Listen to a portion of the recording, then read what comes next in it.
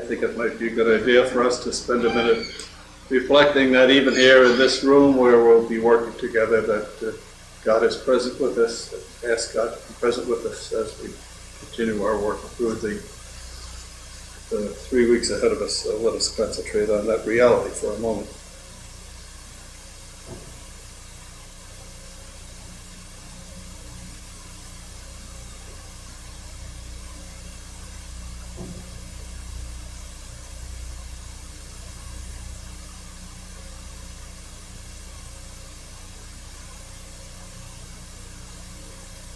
St. John Baptist, El Salm, with Jesus in our hearts. First of all, I'd like to make sure that I know who you all are. So going down the list, I think I know who Brother Christopher Basson is. And Brother Francis Colgan, I think that's you. Who is Jack Curran? Dominic Fontaine is here in front of me. And Mrs. Kelly Gardner is over there. We're really happy to have you aboard, Mrs. Gardner. That was the easy part. Now,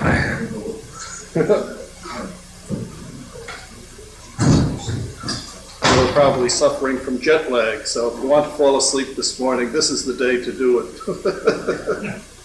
Because we have to get over some pretty dull stuff, although this may wake you up.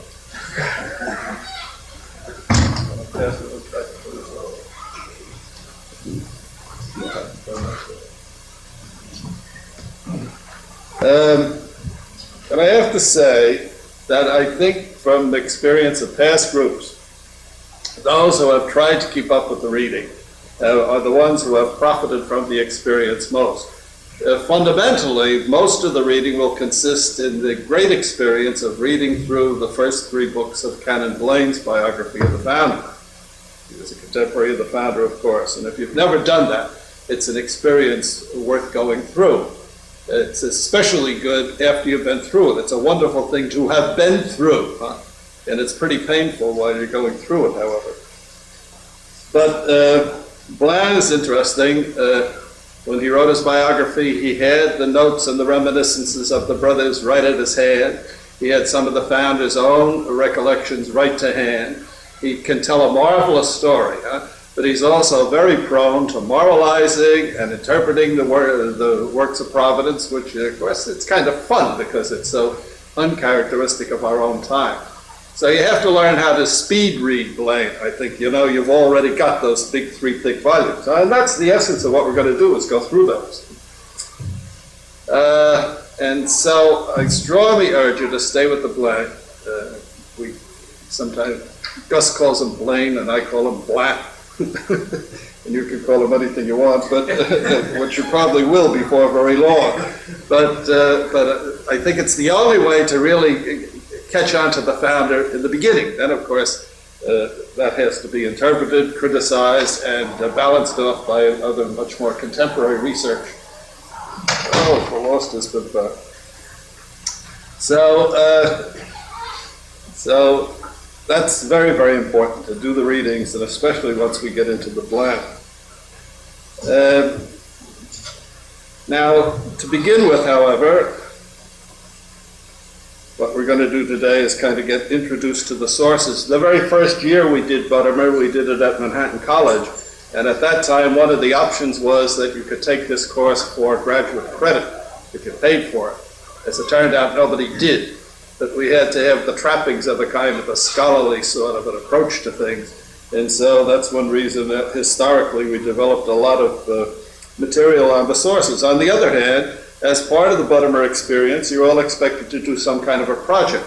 So you have to have some familiarity of where all this stuff comes from, and how to go about it, and where to find things that you might need, depending on what aspect of De La Salle it is that you decide to work on.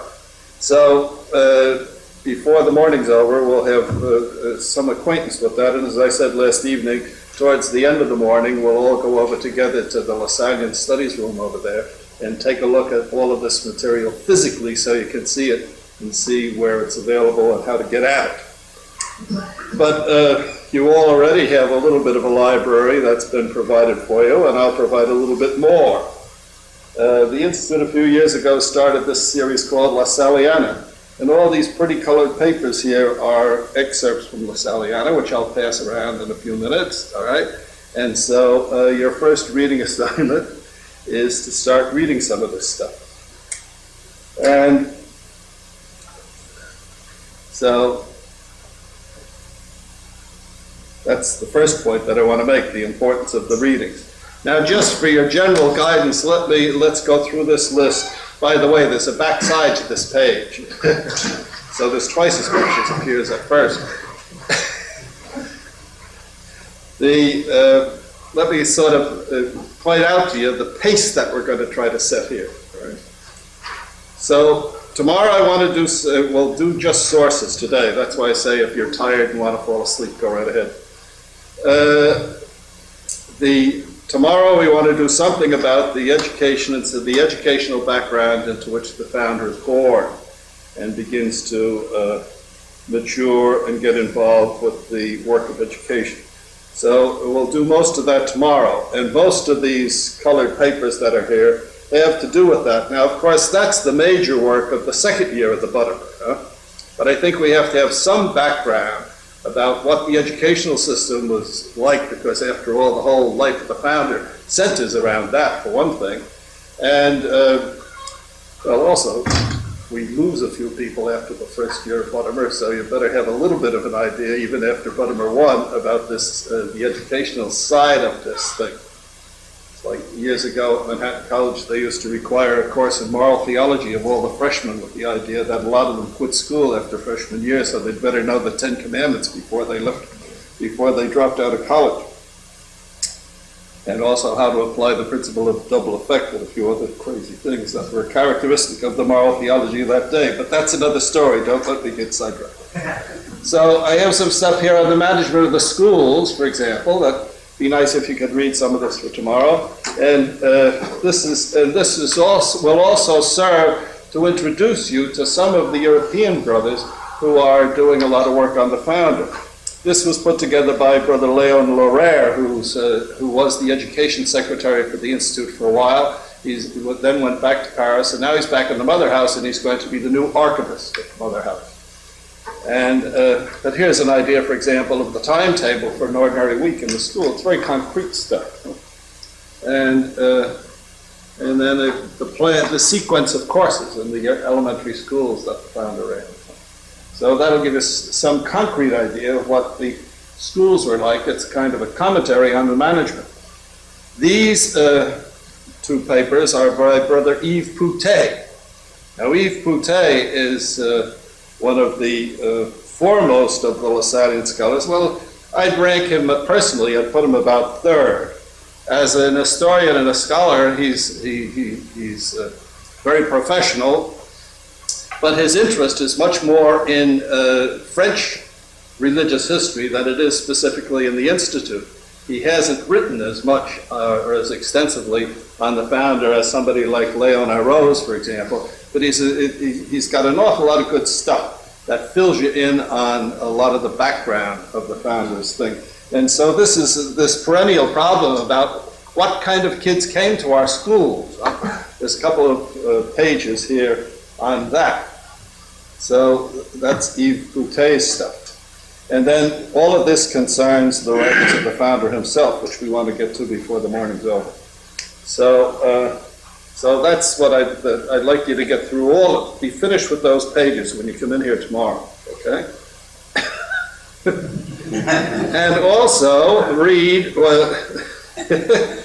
read these pages that I have here in beginnings, because in case some of you don't happen to know where France is, or what it was like in the 17th century, or the kind of the population and the social situation, etc., etc. My earliest effort in publishing Lasalliana was in this book, Beginnings, of which you all have a copy. And so there's a few pages there for you to read. Okay, so it would be nice if you could have read all of those pages in Beginnings and all of these pages that will be distributed shortly. Okay, so we're doing number 1 today. We'll do 2 and 3 tomorrow. Now, this is flexible because sometimes we get bogged down. Gus and I get in a fight between us over something, and then the first thing you know, we get out of sync. On Thursday, we'll try to do 4 and 5. On Friday, we'll do 6. All right, and that will take care of. So by Friday, by the time we finish on Friday, we hope to have John Baptist de La Salle meeting Adrian Niel for the first time. So that'll give you the weekend to get started on the blank. So you see, you have for Monday we'll try to do 7. So in blank, that means that you will already finish the first volume of blank for Friday and get started on the first 64 pages of the second. Then we'll do 8 on Tuesday. That's Tuesday, July 2nd. So Monday, July 1st is 7. Tuesday is 8. Wednesday we'll do 9 and 10. Thursday is the 4th of July. Friday we'll do 11 and 12. Then Monday the 8th we'll do 13 and 13. Tuesday the 9th we'll do 14 and 15. And Wednesday the 10th we'll do 16 and 17. Okay. So the readings are a little bit light in the beginning, so it's good to try to get ahead of time. And you'll get a lot more out of the presentation if you have read the stuff that I'm going to talk about. In a certain sense, I'm going to try to presume that you've read the material assigned for a given day as we approach each of these topics. Is that enough to let you see what's ahead of you? Yes, please. I don't know if this question is apropos or not, but I was wondering if by accident or design, there's absolutely no reference to Claire Battersby, who about 35 years ago had a book on the founder, and I don't know this. And also, I think he has a number of other books. And 1 or 2 well-chosen sentences, could you sort of indicate the value of his effort? We'll come to that. The Baltimore brothers must surely remember Benny Leonard, L.C.S. Leonard. And when we were graduate students at De La Salle, the Washington Scholastica, he was our pro-director. And he told us he had studied mathematics at Catholic University, all right? He told us the story about when he was studying mathematics at the university. Every time he asked a question in the first part of the course, the teacher always said, "We'll come to that." Right? And then after a certain point of the course, every time he asked a question, the teacher would say, "We already had that." So, well now, he said. So I encourage you to interrupt me anytime to ask questions, but don't be too surprised if the question you have responds with either one of those 2 answers. That we already saw that, or we'll come to it. Okay? All right, so that's the first thing. So that's the outline of your work. Okay, Frank, here comes Battersby at you with a few others.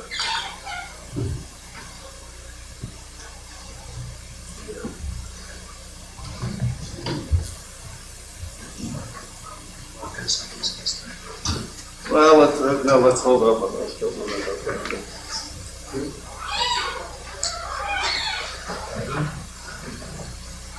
Last year they had all of these handouts all bound together in one volume, but both Gus and I think prefer to get them at you one at a time so we can comment on it. Is there any question about the outline of what we're going to try to do in the next 3 weeks here, or a little bit less than that actually? Really closer to 2.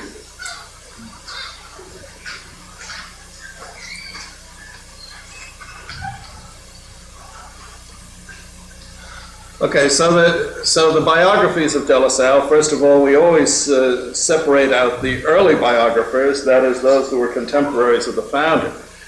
One was a relatively young brother who was assigned by Brother Timothy, the second successor of De La Salle, to write the founder's life. And he was given all the notes that the brothers had sent in and all the memoirs and all of the documents in the founder's own hand and so on. And he wrote this biography of the founder. It was so terrible, the Superior decided that it wasn't worth publishing, and a good bit of it is lost. 80 pages have survived, and you have Bernard's biography among the souvenirs, the precious things that were handed out to you. One of the interesting things about this, in the original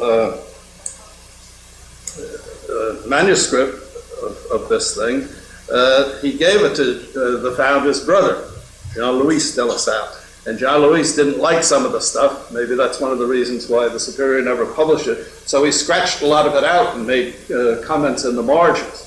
So sometimes that's a helpful clue. But there are clues in Bernard, and I think Brother Augusta will refer to them quite often, that give us a few little insights into him that we just don't get anyplace else. So it's interesting to have these three biographies written in a very, very different way. Now, then his nephew, Francois Maillefer, who became a Benedictine with the name Élie, which of course is French for Elias, and it's spelled differently in different things. He wrote a biography, and that was never published for the longest while. When I visited Reims with Léon Rose one time, he brought me into the library at Reims where the manuscript copy in Maillefer's own hand is still there. And so there's two manuscripts that have survived in Reims.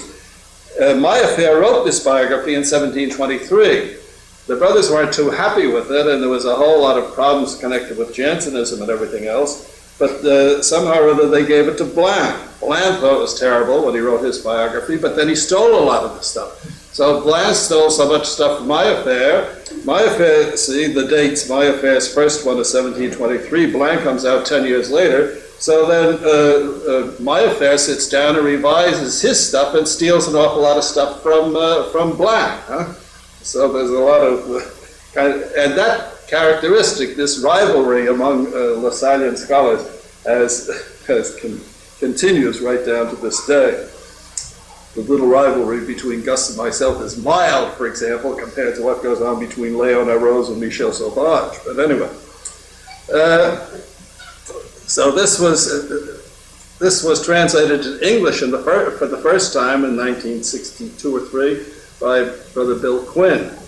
And it has since been reprinted by St. Mary's Press, but Don Mouton has done a complete new translation of this, and it's in the works to be published out of Joe Schmidt's Lasallian Publications thing. And it will be a much better translation. There are quite a few inaccuracies in Bill Quinn's thing. Brother Maurice Auguste Hermans produced French edition of this at the time of the tercentenary in 1980 with some very extensive footnotes by way of commentary. And from time to time, as is appropriate, as we go through the material, I may be able to point some of that out to you. There are a lot of contradictions between the two. When you come to things like trying to date the sequence of events, for example, the very first years of the founder's life, it's almost impossible. When you read the material and you see dates there, or even sequence of events, you can't trust these people too much. They didn't have the type of approach to scholarship that we have today. Now, Blanc's work came out in 1733. The superiors gave him everything they had. Most of it disappeared shortly thereafter. We haven't been able to, the founder's own memoir, for example, on the foundations of the Institute got lost in this process of tossing documents back and forth and so on. So, but anyway, Blanc had all of those things at his disposal, and it shows up quite often. You could almost reconstruct some of the founder's own writings simply by going through Maillefer, as you'll see. Richard Arnandez translated it for us. That has to be redone also before it's published in permanent form. We only had him do the 3 volumes of the biography because we never had those before in English. The 4th volume, of course, is the famous Spirit and Virtues. And when we were in the novitiate, this was thrown at you for spiritual reading, and you dragged that thing around along with Rodriguez, and you had all these stories, and that's one of the reasons why some of this it took us a long time to begin to like the founder. But again, Brother Augustine has been involved in editing Bannon's translation of the Spirit and Virtues, and apparently there's a lot of material there that we don't find anyplace else either. And Gus will share a good bit of that with you when he talks about the founder's personality. So really we'll be dealing an awful lot with these early biographies. But the early biographers have to be filled out and criticized by some of the modern biographers. And these are some of the most important. Brother Lucard, he had an interesting life. He seemed to be a little better educated than most of the French brothers in the 19th century. He was born in 1821, died in 1895. He eventually became visitor up in Lille, I believe, and then he became a director again, and then he became visitor down in Bordeaux, the other end of France. So he was born in Bayonne, so that was more or less his native time. But he was one of the ones who really tried to recover as much as possible. He was one of the first, I guess, to have a sense of the importance of the tradition in getting the documents together again. So in addition to A Life of the Founder, which was published in 1874, we'll see there's a copy of it over there in that collection. He also has 2 volumes of the history of the Institute called the Annales. So Rabelais is around in a lot of the communities. It was the founder was beatified in 1888, and so this thing came out at that time. It's a big, thick presentation volume with some marvelous cuts and lithographs, and it's around in a lot of the communities where they've been using it for a doorstop for years. But it's good for that purpose, among other things. But so Guibert, as you can see from the date 1900, that's the year the founder was canonized, and he put this history together, which is again a kind of a valuable one, and it draws heavily, I think, on Lucard. The first volume of Rigaud's 9-volume history of the Institute is in fact a biography of the founder from 1937. And of course, as for years, the only English biography of the founder that we ever had was by Claire Battersby. And we had to go by that for the longest while. It's out of print now, and there'll be copies around, and you can read through it quickly if you want. At one time, we suggested people read it. But one of the reasons I was asked to produce a new English biography of the founder is that Battersby is both out of print and kind of out of date. Battersby tended to operate pretty much alone, and he limited himself almost entirely to what he could find in the archives of the Mother House. And in writing this in 1957, that's the very moment when in the general chapter of 1956, when the Institute really became excited about doing serious scholarly work on the founder, to try to get critical editions of his writings, and to get critical editions of the early biographers, and to begin to find out what was the originality of his spirituality. And so there's a long story to that. But Battersby was already in print before all of that started. So he had, if you look down below at the Cahiers Lasallian, all of those, every single one of those 51 volumes have been produced since Battersby wrote his book. All right, so that's one problem with him. The other problem with Battersby, well, we have some brothers from Australia and some brothers from Ireland, so I guess I don't have to be too gentle when I speak about England. But there's a tendency in England all the time, and Battersby particularly, and a couple of those brothers from the London district, always to speak about the order. Oh, with the order this and the order that, and kind of in the monastic tradition of the Middle Ages. And Battersby thinks that way and writes that way. And of course, the other thing is, with all that sense of royalty and prestige and tying the founder into the major movements of the time, there's an awful lot of Battersby is very, very interested in tying the founder into the major events that were happening in 17th century France, both the political events and all the great literary productions in the reign of the Sun King. And of course, the problem is, when you get deep into the founder's biography, it's pretty evident that he had very little contact with any of that. He wasn't even interested in it. And as we'll see when we talk about his education, even his educational experience didn't put him into too much direct contact with that, at least not in his formal education. So that's a problem I always had with Battersby, that just to use a naughty word, and it's the first one that I'll use, but it will not be the last, he always strikes me as a little snooty.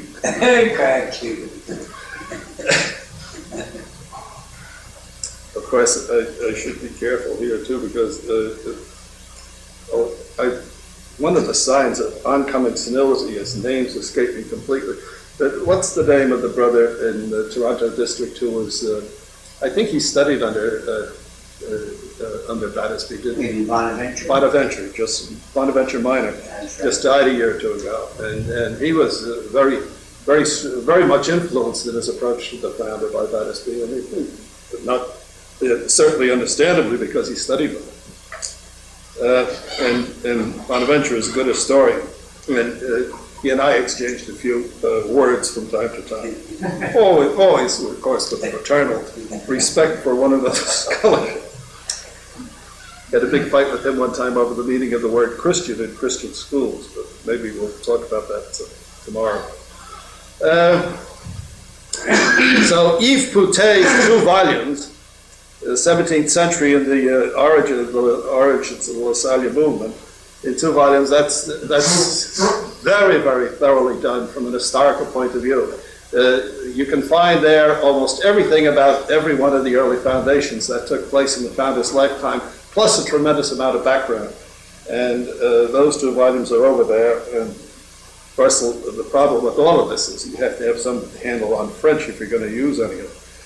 This Charles Lapierre's Marche en ma présence is a kind of a short biography, and one of the things that the French have kind of gotten onto, and that's why, in a way, when Gus said last night that I'm going to deal with the facts, well, yeah, I hope so, but one of the things that the French like to emphasize is this movement, that the founder's life is a kind of a journey. It's a cheminement. He's on the road. Or this quotation, I think it's a Pauline quotation, walk in my presence. And so he constructs the founder's life as a kind of a journey going and by roads and so on and so forth. We'll see. I'll share a little bit of his stuff with you when we start on the founder's life. He has a few prejudices of his own too. Saturnino Gallego, and I've locked horns with him over 3 general chapters, produced a life which was passed around to all the delegates in the 1986 chapter. And the thing that I found most valuable for this is it's the only contemporary biography that has extensive footnotes. So in doing my own book, I stole most of his footnotes and incorporated them into my text without acknowledgement except for the introduction. Edward, oh, I'm a naughty boy. Edwin Bannon,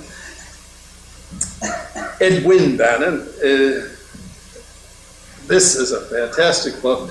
It really would fit, and probably do they use it in Buttimer 3? Yes. Yeah. Good. Find it? Very good. Yeah. After you've gone through our first issue. Yeah. So this is a kind of, this Buttimer 1 softens you up for Bannon's book. Actually, what it really is, it's a translation or an interpretation or a commentary on Miguel Campos's thesis on those very important, he calls them parole force, these strong texts that come from the founder, the No More on the Habit and the vow formula and so on, and builds the spirituality around that. So that's a well worthwhile book, and if you persevere in this Buttimer thing, you'll come to that. It's dense and it's not an easy read, but it's worth all the effort you can put into it. And then, of course, this last obscure author down at the bottom here, as I said, I was asked to do this in a hurry because Joe Schmidt called me one day and he said, you know, we're getting an awful lot of requests for Lives of the Founder, and the only thing we have is the Maya Fair translation, and that's 16th, 17th century style, and Battersby is out of print, and so you think you could throw something together in a hurry. So I said, well, all right. He said, well, could you do it in the next 2 years? I said, if I'm going to do it, that'd be done in the next 2 months. So I threw that together quickly, but it was easy to do because I'll tell you a secret, is that book was, all I did was take out my notes for the Buttimer 1 lectures and I put the book together. So that's one reason why we didn't give you a copy. Because if you read that, you could all go home. But I'm not. I don't want you to get away without going through Black, you know, because you don't really understand that book unless you go through Black. And when you go through Black, you'll understand the ambiguity in the title of it, that the work is yours, and unless you do the work, you're not going to be able to profit by this. So I think what Joe Josiak suggested was that maybe he'll give you order blanks so you can buy it at the end of this thing and use it as a review of the course if you haven't read it already. Now, in the 1956 general chapter, there was a Jesuit named Reyes who wrote an article in the French Dictionary of Spirituality on the spirituality of Jean-Baptiste Salm. And he's one of the first from outside the Institute to recognize that that the founder was perhaps the most neglected of all 17th century ecclesiastical figures, especially in the field of spirituality. And he said, you know, where has the Institute been doing something about getting some decent research, some real top-level scholarship going on the founder? So the general chapter of 1956, which deserves credit for an awful lot of things, read my next book, whole chapter on it, the general chapter decided to set up this, at the Mother House, this Center for Lasallian Studies, and to initiate this publication, this series of publications, which got to be called the Cahiers Lasalliens. If your high school French translates Cahiers as notebooks, well, this is a little something different from the copybooks that people used in elementary classes. So since Michel Sauvage was already doing a doctoral dissertation and much interested in the founder's use of scripture, that turned out to be the first volume. So Michel Sauvage and Maurice Hermans were both studying theology at the time, and so they contributed their first 2 volumes to that thing. Then, in succession, they got the early biographers, the best the earliest printed editions they could, of Bernard, of Baillefer, and of Blanc. So that covers all those volumes from 4 to 9. Then there's an analytic index in 10. Then Maurice Hermans, by this time, had done his doctoral dissertation on the origins of the Bull of Approbation. And of course, we're having a lot of revisionary thinking about that Bull of Approbation, too. In a typical Roman fashion, the price we had to pay for the Bull of Approbation was to lose a tremendous amount of the originality of the founder's creation, which therefore means we lost an awful lot of our own identity that distinguishes the Institute of the Brothers from any other religious congregation. And of course, that process has been getting worse and worse and worse, and it still gets worse every day from the news we get from Rome on this, that, or the other. But, well, more of that later. I made a remark something like that over in Rome at the Ciel in November, and at that point a Polish brother in the audience got up and walked out of the room. Said I was insulting the glory of Poland by making negative comments about His Holiness. Well, that won't be the last one either. But be patient. And just we'll have to take a look at that when we come to it. Anyway, that's number 11. Then, from 12 to 25, all of the first printed editions in lithograph form or duplicated form of the writings of John Baptist Salm. Now, 26 to 44, look at that tremendous number of volumes. The principal author of all of those is this Spanish brother, Leon Arroz, who made his novitiate and had all his formation in Lembeck. He's as much at home in French as he is in Spanish, and maybe even more so.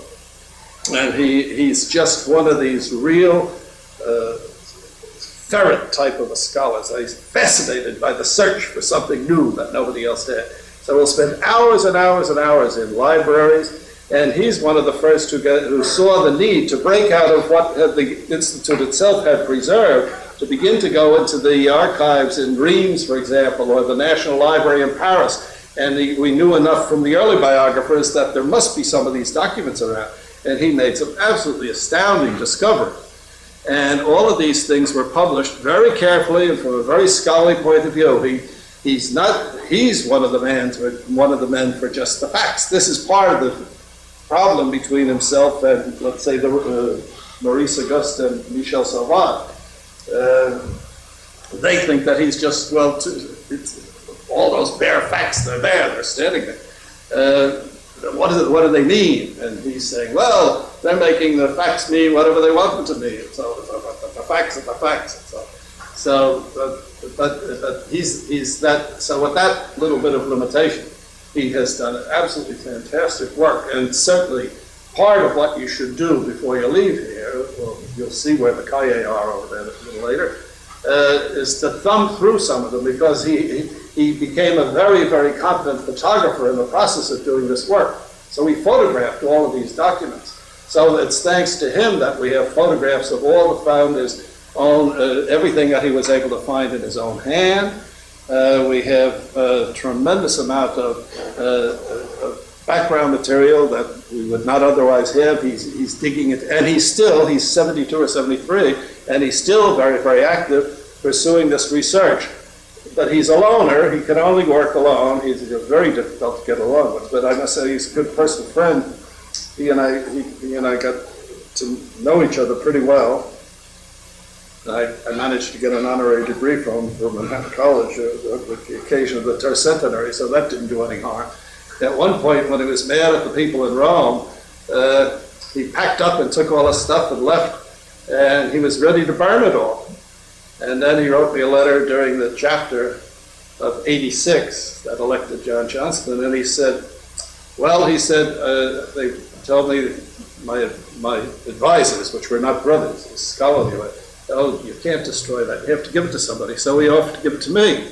He said, if you'll stop here in Spain on your way back to New York, I'll give it to you. So I said, well, I can't possibly do that. So I sent him $50, and I said, pack it up and ship it. And so it never arrived, months after the chapter. And I often wondered what happened. All of a sudden I get a letter from him. And he says, well, he said, the new superior, Brother John Johnston, asked me to resume my work on the founder. So he said, if anybody else asks me, je dis non. But if it's Brother John Johnston, je dis oui. So he says, you can't have the stuff. So he sent me back the $50. So since then, I visited him in Paris.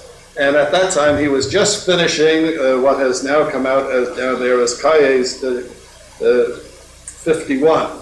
No, of course, the CL is cahiers Lasallian. On the founders, the founder was the executor of his father's will, huh? And according to the French law, what they had to do was take all of that stuff, all of the furnishings of the household, all the movable stuff had to be put up for auction. And then the proceeds divided among all the heirs. So De La Salle had to have a garage sale sort of thing. That's really what it was. But the bailiff came along and made an inventory of the whole thing. So we know practically every single dish that was in the father's house, down to the dishes, the drapes, the costumes, the musical instruments, everything. and all the property that they owned, and so on and so forth. And then who bought it back? The founder himself had to buy a lot of it back. And so the sisters got some of it, so on and so forth. So it's fascinating that it gives you a very, very real look into the way, the lifestyle that the founder had before he got involved with the brothers.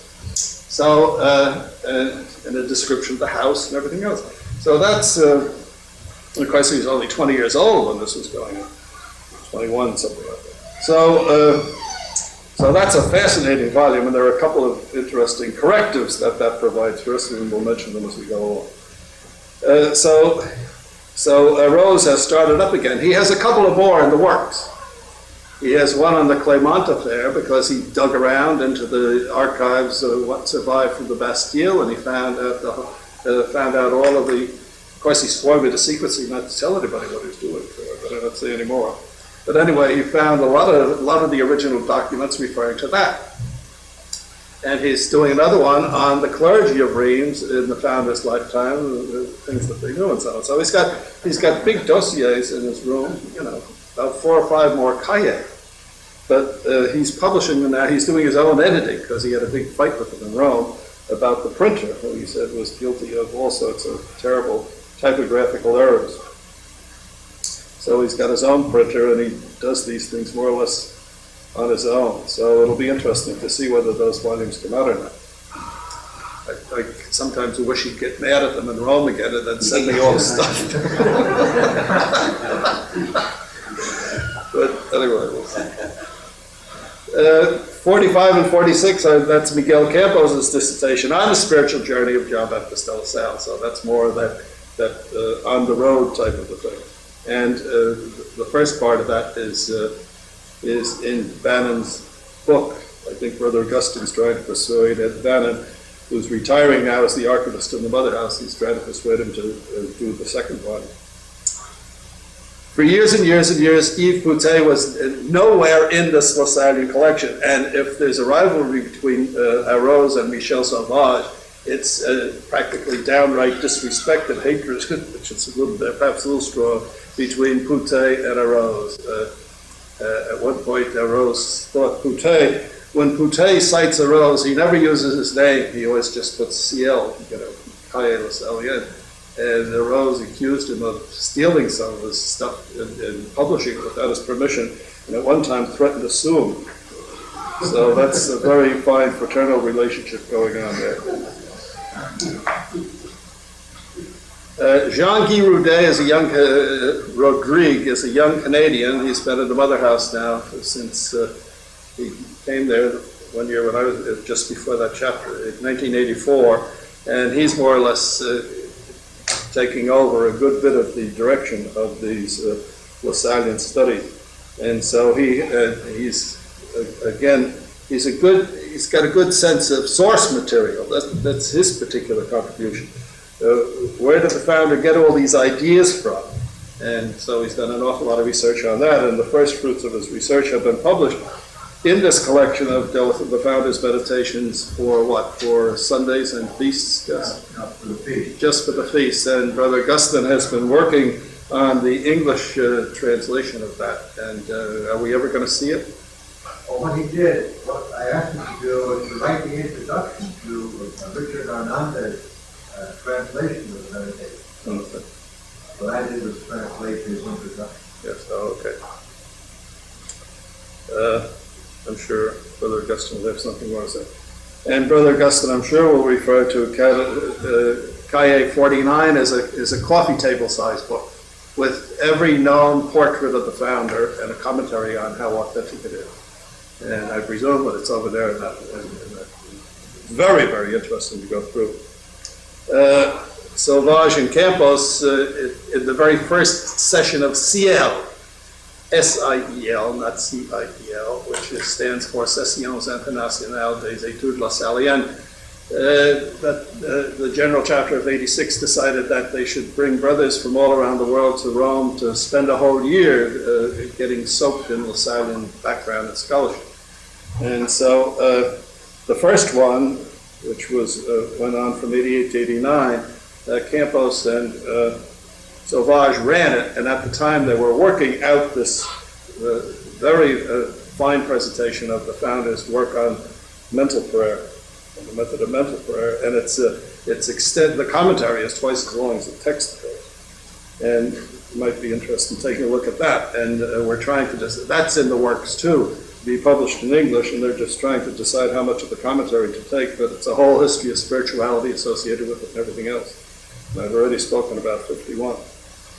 Now, in addition, if you're interested in doing Lasallian Studies, there are 6 volumes. Have any of you ever seen them at all? Called the Vocabulaire Lasallien, where they simply have every single important word in the founders. It's a concordance of the founders' work. So if you want to know what the founder said, for example, about any topic, you can go to this thing. You don't have to be an expert in French, and find out all the uses of that word. So if you ever have occasion, give a talk on the founder, for example, on consecration, or the Holy Spirit, or community, which is interesting, because by that he means the Institute most of the time, or any other word. And then what they're doing now, there's a project over in Rome where they're asking some brothers around the world to write essays to take some of the keywords. How many, Gus, altogether? About 230 About or 40. 230 of the most important words, and to write up a summary of the way the founder uses those against the background of the French literature at the time. So the deadline for that stuff is in December, and Gus is working on a couple of the articles and so on. What are you doing, Gus? Modesty? Modesty, piety, and suffering. Yes. He's been through Buttimer 5 times, so you can see. What are your words? I forget, but I got consecration and apostles, and I think I have ministry. Or I think I have mystery. I get all those theological things. Well, anyway. But that'll be interesting, and I think they intend to produce this in 3 languages. Is that so? So that some of us who are involved in Lasallian research will cull that vocabulary Lasallien to make it even more meaningful. But it's worth taking a look at over there. Now, the final thing here on the list are the issues of Lasalliana that they started a few years ago. At one time, they abandoned the project, but then they decided to go at it again. And so it's back in business. And how many have seen Lasallian? How many have not? All right, we can take a look at it over there. And every issue, the first part of it, there's all sorts of stuff in it, some of it of different value and all that. But it's very, very helpful for Lasallian Studies, and it's easy, and they issue it in 3 languages. And so if your community doesn't get it, it's certainly worth subscribing to. And you'll get some samples of it here, which you'll be reading before the day is over, I'm sure, won't you? We'll pass them out after the break. Okay, any question about any of that? Yes?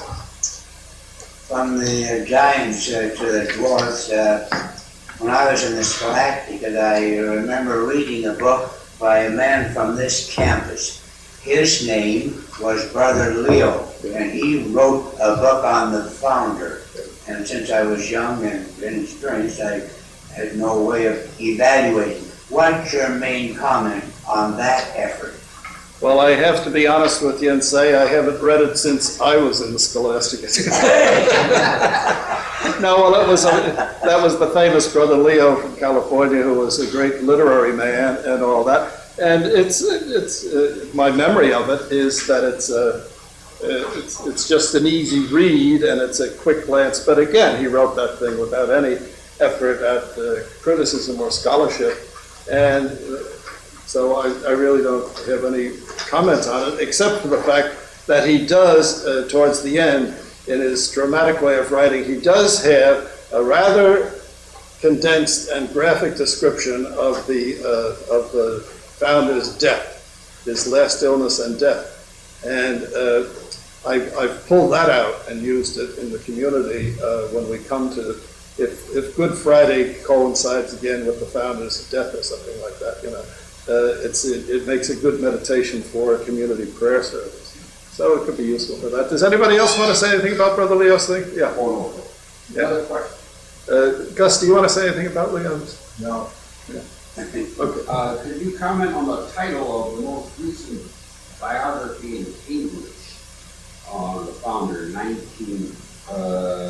The title of that biography. Yes. The meaning, or what's the significance of that Yes. title? Well, that's we'll see that as we go along a little bit, and we finally hit on that title. At one point, the founder made a retreat, and he had, I think that's where it's from, isn't it, that quoted? And he made a retreat, and he had a whole series of certain resolutions and things. And among one of them, he's addressing the Lord, and he says, I don't know whether the schools will succeed or whether they won't succeed. But he said, the whole thing, Lord, is in your hands. And then as he said, as it said to Habakkuk, Domine opus tuum, Lord, the work is yours. Right?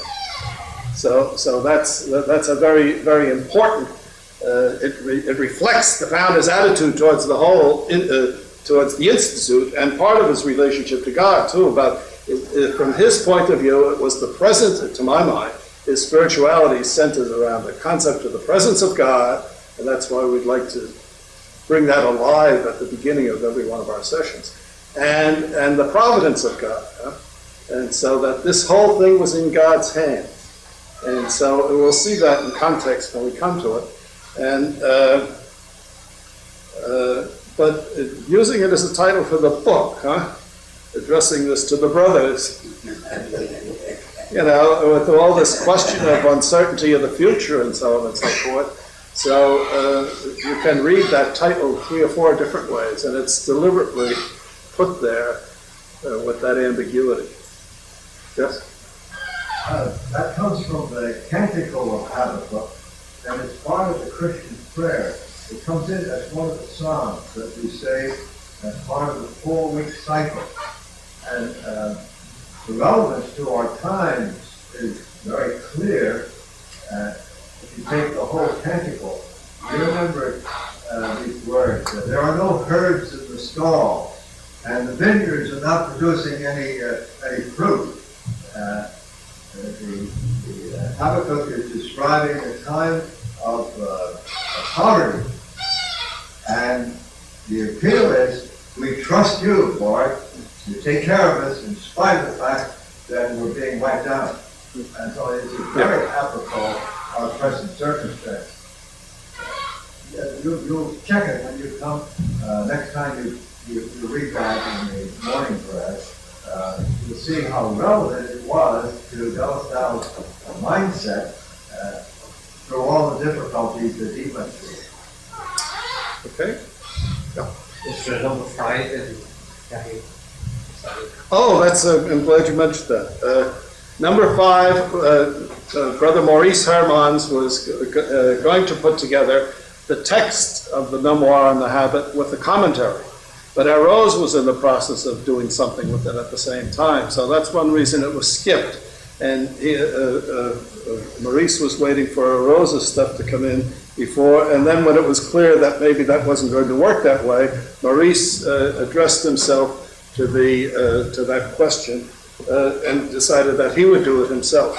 The very last time I ever saw Morris in Rome, I was leaving at the, I guess it was the end of the chapter, maybe the end of one of those CL things, 1989 it was. And he said, oh, Luca, goodbye. He said, what can we do for you here? I said, where is Kaye number 5? Numero 5. And he laughed. He said, well, we'll get around to it. Well, he has died since. So I think Michel Sauvage has now promised, it's in the works, it'll be coming out of Rome, and he's going to combine it with a tribute to Maurice. And so that will be coming through one of these days. It's time, everybody's telling me. Well, that's good, you asked a lot of questions. We go to Dryden, do we? Right, we had a half-hour break now. This morning. We've already seen people writing about De La Salle. Now we ought to have some idea of what De La Salle himself wrote. And so this white sheet that's being passed around actually lazy person that I am, this sheet was prepared in 1984 by one of the Buttimer II people was in here just asking for my notes still yellow. But this was prepared in 1984 by Joe Schmidt when he was proposing to us this plan to, over a 10-year period, to produce in English, in new English translations, all the writings of the founder. So for the discussion, that's what this was prepared for. And there are the references to the appropriate issue of the Cahiers Lasallian where these things could be found. So this is a simple way of seeing the principal writings of the founder that have been published. And the project of producing them all in English is moving along. So the first one, which dates from, one of the oldest, dates from 1695. The founder wrote this thing, The Rules of Politeness, or whatever you want to call them. This was, he used it in the schools as a reader. And it's just, has anybody read it? Anybody read any of it? So, quite fascinating, isn't it, to read some of that stuff.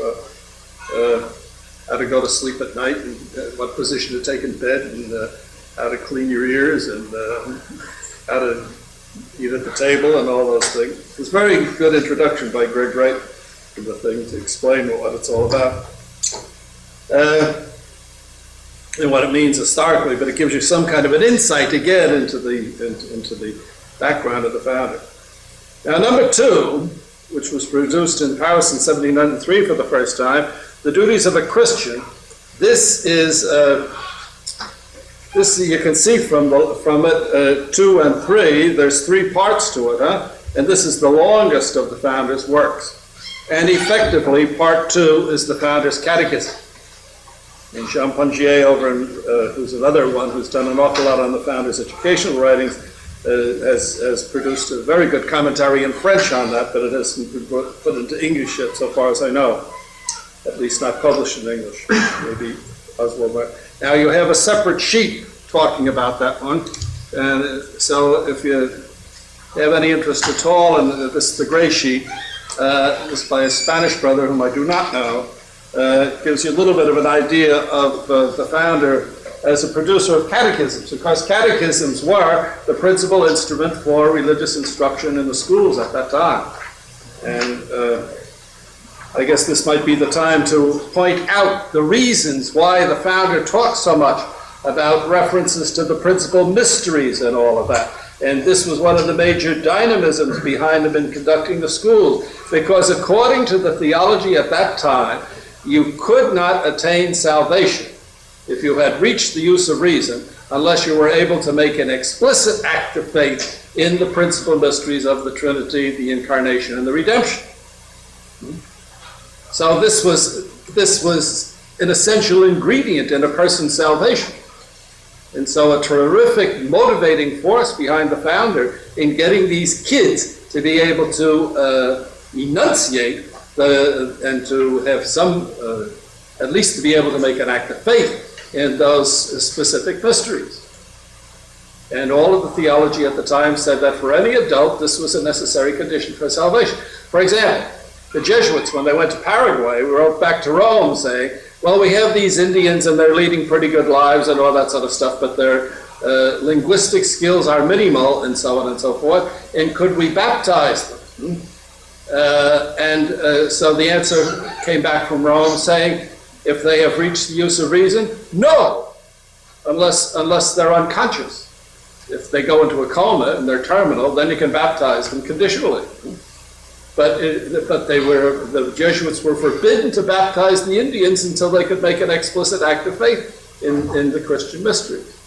So that ability to be able to enunciate and make an explicit act of faith in these things was a very important part. So this is one of the reasons why this is such a developed work on the part of the founder. The catechism for use as an educational tool, and the rest of it for developing the doctrinal background for the brothers, to give them a theological education. So it's an interesting work, and it isn't even on the horizon yet as far as I know. Do you know if anybody's working on this? I think Hernandez is going to translate everything, but I don't think an editorial team has yet been. So that's 2 and 3. The management of Christian schools, you all know, you're familiar with that in a way. That has come down to us. We have a manuscript version of that from 1706, not in the founder's hand. Probably when you read that stuff in the old rule about copying letters by hand, this is one of the things the brothers did. They made their own copies. They wrote them out. So that's very close to publication. Then number 5 is an abbreviation of 2 and 3, because it's such a long work for people who were not speed readers. Number 6 is clear. That's the prayers for Mass, Confession, Communion. And number 7 are the exercises of piety during the day, which some of us used way back in grammar school days. The parenthesis about omitting the songs in these was directives for the translation project, that they decided to omit the songs. Then I think they may have rethought that. There's some reason for putting them back in. They did the same thing we did. They wrote pious words to well-known popular tunes for part of that.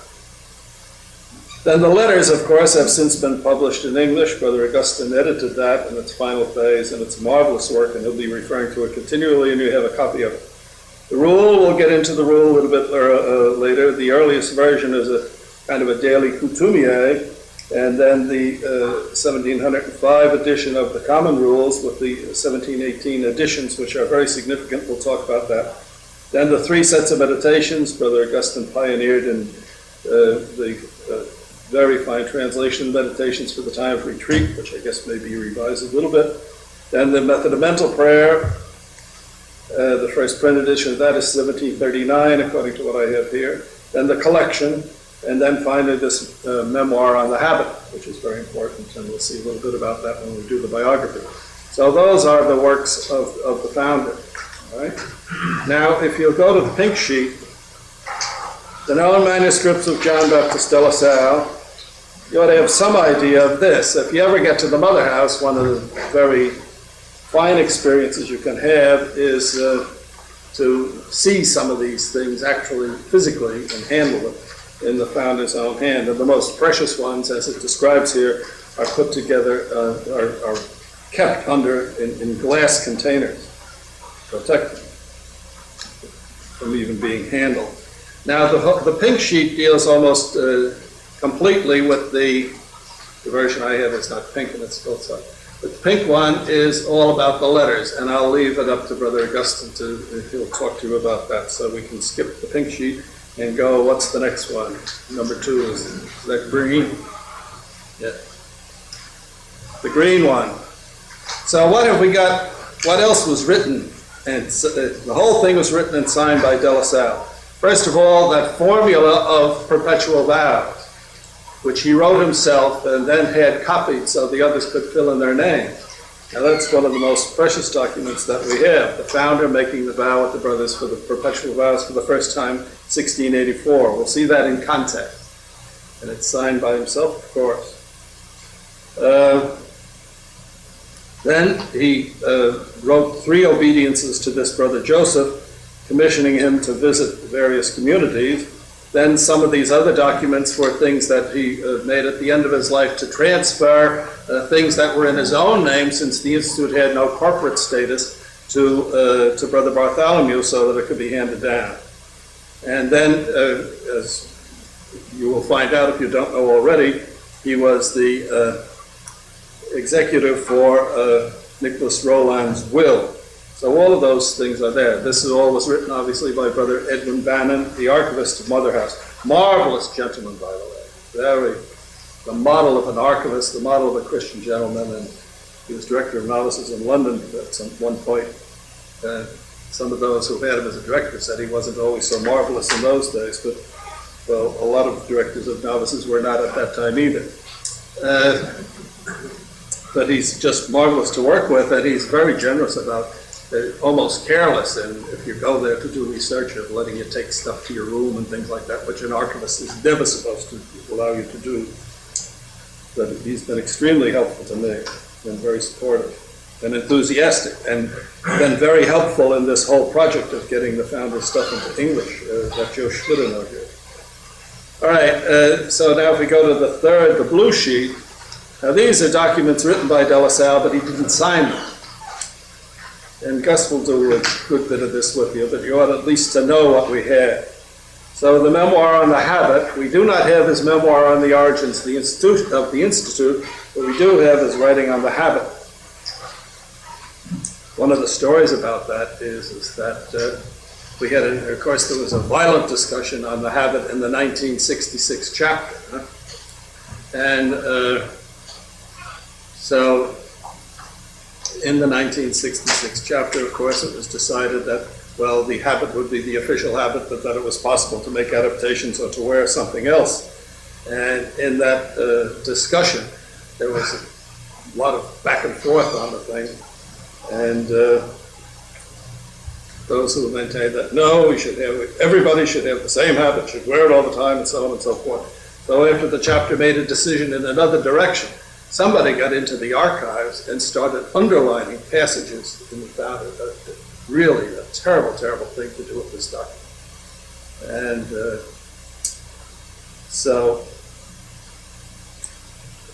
and it would have to be somebody in very, very high place. We think we know who it is.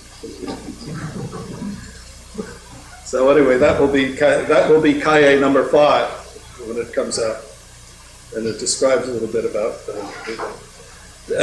down in the 1, 2, 3, the 4th paragraph. One of the interesting things we have are these certificates of assiduity. The way they didn't keep records in registrar's offices in the universities of those days, so when a student finished a course, he wrote out in his own hand, this is to certify that John Baptiste de La Salle, a student of so-and-so, in this particular course, has successfully passed all the requirements of the course, and so on and so forth, and summa cum laude, or whatever it might be. And then the professor signed it, and then 3 or 4 other students signed it. So we have 4 of those from De La Salle. 2 of them in his own hand, and 2 written afterwards by fellow students of it. So they're in the Mother House too, and they're quite interesting. They indicate how, that's one of the famous words we'll see a lot about, is the assiduity of De La Salle as a student. And of course that's open to some terrible puns. And so we hope that you will all be characterized by assiduity during the course of the next 3 weeks. And then on the next page, there's a couple of things about some little additions he put onto certain documents, some of which, of course, are very, very important. And one of the most important of all would be the document that he drew up, the account of his guardianship. And Brother Augustine will have a lot to say about that. Then we have his signatures. There are other documents that he simply had to sign for one reason or another, beginning with one when he was 15 or 16 years old. And we'll see a little bit of that perhaps tomorrow or the next day. And so that's, so we have very ample samples of his handwriting, and these 99 signatures that still exist go all the way from the time he was 15 years old until just before his death. Right? So that's what we have from the founder himself. We have all of these writings, and they're all in the Cahier, and we have all of these documents, and Rose has photographed every single one of these things. So in various issues of the Cahier Lasallian, which are referred to here, you can find samples of the founder's own handwriting if you're interested. That's it. Anybody here involved in handwriting analysis? Well, it might be interesting to get the founder stuff. It has been done, and we'll make a comment about that. Maybe either I will or Brother Augustine will, or maybe we both will, about what that revealed about it. Okay? All right, now you're ready to take a little walk? Let's go over and meet Mr. Andre Simon, and he really calls himself Andrew Simon, in spite of the reference in the